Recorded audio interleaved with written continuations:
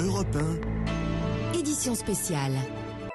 Europe Soir, édition spéciale. Thierry Dagiral. Et vous êtes en ligne ce soir avec le conseiller spécial pour la Fondation à la recherche stratégique, François Hesbourg, la sénatrice socialiste des Bouches-du-Rhône, Samia Ghali, et la sénatrice UDI de l'Orne, Nathalie Goulet, vice-présidente de la Commission des Affaires étrangères, de la Défense et des Forces armées. Bonsoir Madame Goulet, votre réaction ce soir après, au lendemain de l'attentat de Nice? Effroi, écœurement, nausée, colère. Vous avez entendu ça toute la journée, je suppose. Bien sûr. Je rappelle que vous êtes la présidente de la commission d'enquête du Sénat sur les réseaux djihadistes. Attention, on le disait, l'attentat n'a pas été revendiqué, l'homme n'était pas fiché S. Selon vous, pourquoi il n'y a pas de revendication? On posait la question tout à l'heure. Pourquoi il n'y a pas de revendication à cette heure-ci? Écoutez, d'abord, la commission a fini son travail il y a déjà quelques mois et nous l'avions demandé avant Charlie, à cause des combattants étrangers. Et grâce à David Thompson. Pourquoi il n'y a pas de revendication? Je vous signale quand même que l'auteur n'est pas connu des services, ni comme radicalisé, il n'a pas de fichesse. Ni en France, ni en Tunisie d'ailleurs. Voilà. Et donc pour l'instant, moi je m'en tiens aux déclarations du procureur Molins qui à mon avis maîtrise parfaitement son sujet et l'enquête, et je crois qu'il faut laisser à l'enquête le temps de faire les choses. Daesh revendiquera à un moment ou à un autre peut-être. Mais je crois que pour l'instant, il faut attendre. Pour l'instant, on est quand même dans l'imprévisible. Vous voyez bien que c'est quelqu'un qui n'est pas connu, qui loue un 19 tonnes et qui commet un acte abominable alors qu'il était absolument pas surveillé, et que hier, le président de la République a annoncé qu'il fallait lever l'état d'urgence après ce qui s'était passé, puisque l'euro s'était très bien passé. Donc vous voyez bien que même nos services n'avaient pas de... J'incrimine personne, hein. Je dis simplement que le climat général n'était pas à la suspicion, et qu'aujourd'hui, il faut vraiment être très solidaire à la fois du ministre de l'Intérieur et de nos forces de police pour faire face à cette nouvelle épreuve. François Hesbourg, bonsoir. Vous êtes le conseiller spécial pour la Fondation à la recherche stratégique. Même question que celle posée à Nathalie Goulet. Ce soir, l'attentat n'a pas été revendiqué. Pourquoi, selon vous? Écoutez, l'attentat a eu lieu il y a moins de 24 heures et il n'a vraisemblablement pas été organisé comme l'avait été par exemple les attentats du 13 novembre par ceux du Bataclan à Paris. Daesh, et l'homme qui a commis l'attentat a peut-être cru agir au nom de Daesh ou d'une autre organisation djihadiste, un peu comme l'homme à Orlando en Floride, où il a fallu attendre un certain temps avant que Daesh n'endosse son acte, ne le revendique pas.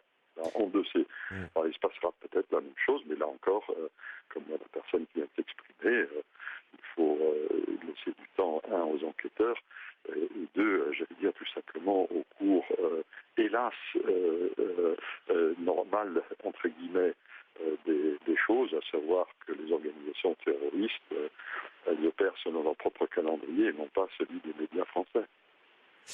Mais restez avec nous, bien évidemment. Samia Ghali est avec nous également. Bonsoir, madame.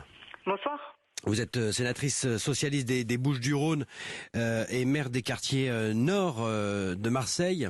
Comment vous réagissez au lendemain de cet attentat à Nice? Écoutez, je compatis vraiment aux douleurs des familles, c'est horrible, je souffre pour eux parce que c'est terrible ce qui est arrivé hier soir. Un moment de convivialité, de fête qui se termine en drame, en catastrophe, avec des enfants qui n'ont rien compris, les pauvres, et qui ont péri pour certains et pour d'autres qui sont encore blessés et traumatisés. C'est insupportable à vivre. Le chauffeur du camion n'avait pas de fiche S, on le dit. Pour vous, c'est possible qu'il ait agi seul, sans réseau derrière? Écoutez, je crois qu'on a aujourd'hui en France, et moi c'est pas la première fois que je le dis, malheureusement, on a des jeunes qui sont complètement perdus psychologiquement, qui peuvent à tout moment avoir des actes qui peuvent être malheureusement des actes dangereux qui mettent en péril la vie d'autrui. Ben oui, ça fait partie aussi de cette situation-là. Est-ce qu'il était seul? Pas, j'en sais rien. L'enquête le dira. Bien sûr. Mais ce qui est grave, c'est qu'une personne, elle ait pu décider de tuer, de faire du mal à des milliers de personnes, quoi, à elle toute seule. Comment c'est possible aujourd'hui en France, quoi. Je veux dire, avec un camion, c'est ça. Comment ce camion a pu pénétrer alors que on aurait dû mettre un périmètre pour empêcher. Moi, vous savez, à Marseille, lorsqu'on a ce genre d'événement, personne ne peut pénétrer dans le Vieux-Port. Lorsqu'il y a des manifestations dans le Vieux-Port, tous les tunnels sont fermés. On vous fait faire plein de détours. Personne ne peut y pénétrer. Nathalie Goulet, vous avez dit on a laissé prospérer des zones de non-droit. Ça veut dire quoi? Mais ça veut dire qu'on a des enfants, Samia Ghali vient de le dire. Qu'on a laissé passer les choses, qu'on a laissé faire les choses. On a des enfants perdus de la République, mais là on va élargir le sujet sur la radicalisation ce soir, parce que sinon on va y passer la nuit. Je veux dire, on a des enfants perdus de la République, on a de la discrimination, on a tout un tas de raisons de rupture du lien citoyen. Mais le cas d'aujourd'hui n'est pas du tout celui-là. On a quelqu'un qui est un père de famille perturbé par un divorce, qui est pas de nationalité française, ce qui veut dire que tout le délire sur le retrait de la nationalité est inopérant, qui commet un acte irréparable alors qu'on est sous état d'urgence. Donc, si vous voulez, dans une ville hyper sécurisée, parce que quand même, M. Ciotti, M. Estrosi sont des gens qui ont la sécurité chevillée au corps, c'est le moins qu'on puisse dire, avec des caméras de sécurité. Moi, je me pose la même question de Samia Ghali, savoir comment un 19 tonnes est passé à travers les mailles d'une sécurisation d'un périmètre comme la promenade des Anglais. Et puis, si vous avez regardé comme moi, et c'était difficile de les éviter, les différentes images du camion, j'ai l'impression qu'on a plus tiré du côté passager que du côté conducteur. Bon, ceci étant, il y a beaucoup de questions et je pense que l'enquête le dira, mais on ne va pas parler de la radicalisation ce soir, parce que de toute façon, le modus operandi ressemble à un modus operandi conseillé par ISIL et par les réseaux, ça c'est clair, et par Daesh, ça c'est clair, mais le lien aujourd'hui n'est pas établi avec les milieux terroristes. Bien l'enquête évidemment. l'a pas encore démontré. Tout à fait. Mais en tout cas, il faut s'habituer à ces actes terroristes en province, partout en France. C'est-à-dire que voilà, on est le début de l'été, on avait passé l'euro, tout s'était bien passé, on avait la menace était, semble-t-il, écartée, et puis on replonge. Il faut s'attendre aujourd'hui à vivre quotidiennement avec ce risque d'attentat. C'est probablement une des leçons supplémentaires après celle du Bataclan. Oui, bien sûr. Et puis Bruxelles, Ankara, Istanbul, nous sommes tous sur le même bateau et je crois qu'on a tous intérêt à être extrêmement vigilants. François Hesbourg, on est tous sur le même bateau? On est tous sur le même bateau, on a le même problème et j'ajouterais deux choses. La première, c'est qu'effectivement, le terrorisme n'est pas seulement l'affaire des grandes capitales. Et ça, évidemment, ce n'est pas une bonne nouvelle pour les gens qui habitent dans d'autres villes. La deuxième chose, c'est qu'il va hélas falloir aussi s'habituer à la capacité d'individus opérant de façon isolée, ce qui ne veut pas dire qu'il n'y ait pas de réseau de soutien derrière, c'est une autre affaire, la capacité d'un individu seul à tuer massivement. On avait déjà vu à Oslo avec le terrorisme d'extrême droite, Breivik, qui avait tué à lui tout seul 77 personnes. On a vu à Orlando et on vient de le voir, hélas, à Nice. Et ça, c'est extraordinairement difficile à gérer du point de vue du renseignement comme du point de vue des mesures de prévention et de protection. Et bien sûr, il va falloir veiller à ce que l'enquête sur les conditions de sécurité à Nice soit bien faite et ainsi de suite. Mais personnellement, j'hésite beaucoup à partir du principe qu'il y ait eu forcément une défaillance. Hein. C'est lorsque vous créez un périmètre dans lequel il n'y a aucune circulation, si un véhicule entre dans cette zone, ce véhicule peut se livrer à toutes les cabrioles possibles et imaginables. C'est une des difficultés de la sécurité, de la politique de sécurité de manière générale. La sécurité peut tuer la sécurité. S'il y avait eu un embouteillage pour mettre des Anglais, il n'y aurait probablement pas eu ce type de carnage-là.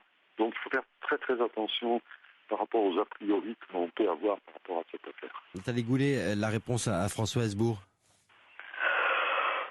La guerre de l'obus et du blindage, la prudence, la modestie, parce qu'on a tous fait un tas de rapports qui sont dans les tiroirs, la confiance dans le ministre de l'Intérieur et dans nos services, et puis attendre l'enquête. Moi, je voudrais faire preuve de modestie. J'ai vu un certain nombre de gens s'enflammer aujourd'hui avec des préconisations, une espèce de concours l'épine des mesures répressives les plus incroyables. Je comprends la colère, je la partage, je comprends la peine et je la partage, mais je pense que quand on est responsable, il faut réfléchir un peu, et là le sujet est quand même gravissime. Quand Alain Juppé dit qu'on aurait pu éviter ce drame hier soir, comment vous réagissez ? Je voudrais qu'il me dise comment. Quelqu'un qui n'est pas fiché, quelqu'un qui n'est pas surveillé, quelqu'un qui n'est pas dans les réseaux islamistes, quelqu'un qui n'a jamais attiré sur lui l'attention des policiers, ni des gendarmes, ni des services de la ville de Nice, qui n'en manque pas. Je voudrais bien savoir comment on aurait fait. Qui loue un camion, alors, sauf à empêcher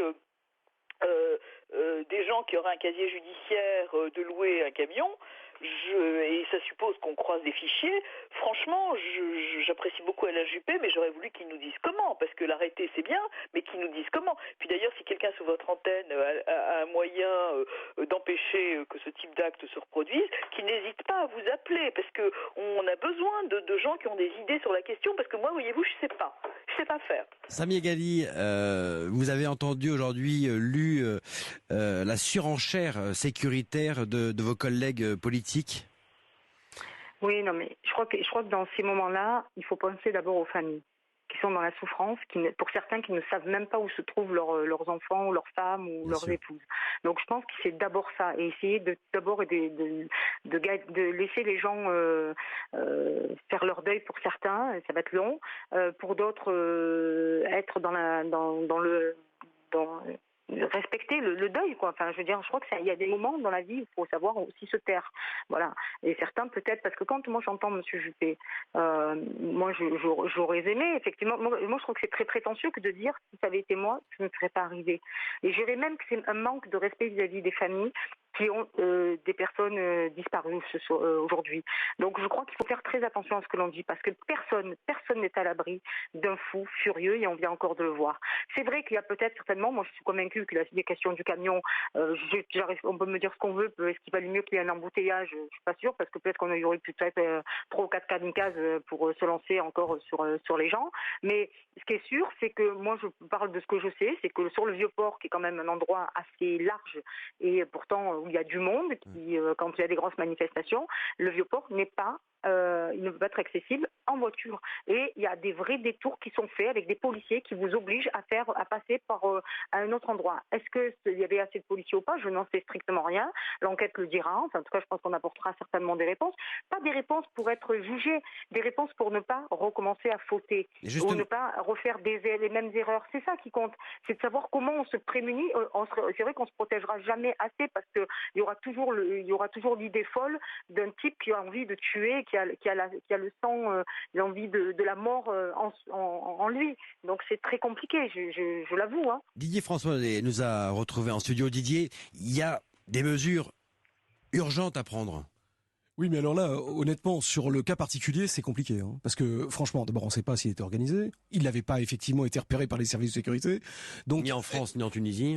Alors, bon, il y a quelques personnes qui disent que ses beaux-frères ont été arrêtés par Ben Ali en 2011. Ça aussi, c'est sous vérification. C'est-à-dire qu'encore une fois, dans la coopération internationale, il y a un certain nombre de choses qui ont été demandées qui vont arriver. Donc, il faut laisser aux enquêteurs, pareil, l'exploitation des téléphones et des ordinateurs nous donneront peut-être des éléments. Mais pour l'instant, honnêtement, il n'y en a pas. Or, pour l'instant, on est effectivement face à quelqu'un qui n'était pas repéré, qui passe à l'acte sans qu'on sache exactement pourquoi, puisqu'il n'a pas laissé ni message ni revendication, et que l'État islamique ou qui que ce soit d'autre d'ailleurs ne l'a pas fait non plus. Donc si on essaie de construire là-dessus, on va construire sur du sable.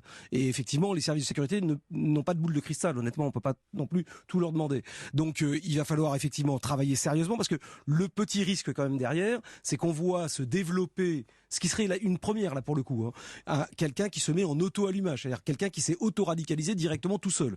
Jusqu'à présent, ça n'était jamais arrivé. On a toujours trouvé un lien, un contact, une photo, une revendication, un recruteur, etc. Mais là, c'est beaucoup trop tôt pour le dire. Donc, polémiquer sur les mesures maintenant, honnêtement, c'est pas raisonnable. Voilà. En revanche, effectivement, il est logique que les gens s'interrogent et effectivement, on peut penser que simplement la reconduction de l'état d'urgence ou les bombardements en Irak ne suffiront pas, ça c'est clair. Dernière question avec une réponse courte de François Hesbourg. L'état d'urgence prolongé de 3 mois, ça va dans le bon sens, c'est une bonne chose, c'est utile? Écoutez, on sort d'une commission d'enquête bipartisane, tout à fait remarquable, qui a rendu son rapport il y a 10 jours, qui disait entre autres choses, primo, que l'état d'urgence, ça n'était pas très utile, et deuxièmement, que le dispositif Sentinelle posait peut-être plus de problèmes qu'il n'apportait de solutions. La réaction immédiate du gouvernement après Nice, ça a été on prolonge l'état d'urgence et on renforce le dispositif Sentinelle. Il y a visiblement un petit problème. Je pense que le rapport de la commission d'enquête aurait dû être pris au sérieux par le gouvernement. Il n'avait pas été pris au sérieux la semaine dernière. Je crois que le président de la commission d'enquête avait quelques raisons d'être mécontent aujourd'hui. Il s'agit du président Fenech. C'était avec lui il y a quelques minutes. Et très franchement, si on s'en tient à ces deux mesures qui ont été annoncées, plus un peu plus de bombardements à Raqqa ou à Mossoul, écoutez, il ne faudra pas être surpris la prochaine fois. Hein. Un mot très court de Nathalie Goulet et Samia Ghali. Même chose à vous deux, cet état d'urgence prolongé de 3 mois, utile? Qu'est-ce qu'on aurait dit si on l'avait levé avec ce qui s'est passé hier? Parce que l'intention du président dans son discours du 14 juillet, c'était de lever. Donc il avait bien entendu que son efficacité était réduite. Moi-même, je suis pas très convaincu, mais vous imaginez aujourd'hui si on le levait. À contrario, c'est impossible. Donc oui, il faut le maintenir. Et je crois pas qu'il faille polémiquer aujourd'hui. Mais encore une fois, les commissions d'enquête, si on pouvait les lire, ça me permettrait à ceux qui ont travaillé d'être un peu entendus. Et parfois, il y a quand même des choses qui sont intéressantes. Samia Ghali. Oui, l'état d'urgence, moi lorsque le président de la République a dit qu'éventuellement il arrêtait l'état d'urgence, je vous avoue que j'étais inquiète. Parce que je considérais qu'en pleine période estivale, de dire qu'on arrête l'état d'urgence, c'était dangereux. D'autant qu'on ne peut pas dire qu'on arrête l'état d'urgence et en même temps dire qu'on est encore en situation malheureusement, de risque très fort d'attentat. Donc c'est pour moi complètement contradictoire et l'un et l'autre. Ceci dit, je pense qu'il y a, moi je ne remets pas en question la commission d'enquête, j'ai pas vu ce qui a été dit complètement dans la commission d'enquête, on n'a pas pu la lire complètement, mais il y a une chose qui est sûre, c'est que si on ne travaille pas avec des psychologues sur certains quartiers, sur certains jeunes qui sont en décrochage scolaire, qui n'ont plus la notion du bien et du mal, qui sont plus dans la réalité de la vie pour certains, malheureusement, on va avoir encore des années encore plus noires que ce que nous avons encore déjà maintenant. Parce qu'on a un terreau d'individus qui sont tellement fragilisés, qui peuvent être des proies faciles pour malheureusement commettre des actes individuels ou même en groupe. Mais je le dis, pas spécialement parce qu'on va leur dire qu'ils sont des bons musulmans, voilà, mais tout simplement parce qu'ils sont fragilisés dans leur tête et qu'ils ont aussi besoin, c'est une façon pour eux, certains, d'exister malheureusement. Un grand merci à vous trois.